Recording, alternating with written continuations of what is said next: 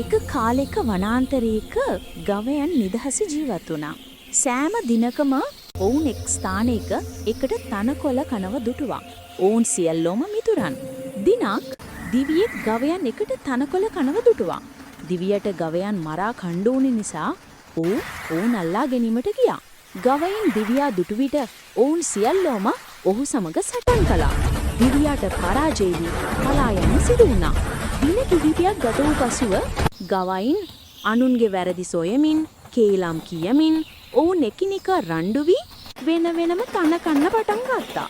දිනක් දිවියා ගවයින් වෙන වෙනම තන කනවා දුටුවා. දිවියා දුටුවා ගවයින් අසමගි වී සිටින බව.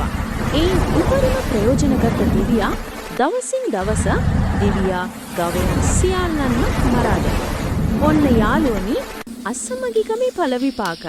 හැමදාම ඔයාලා ඔයගේ යාළුවේ ගෙදර අයත් සමග සමගියෙන් ඉන්න. හොඳ පුරුදු ඇති කරගන්න. කියන ගමන් තවත් ලස්සන කතා පෙළක් ළඟදීම හමු වෙමු.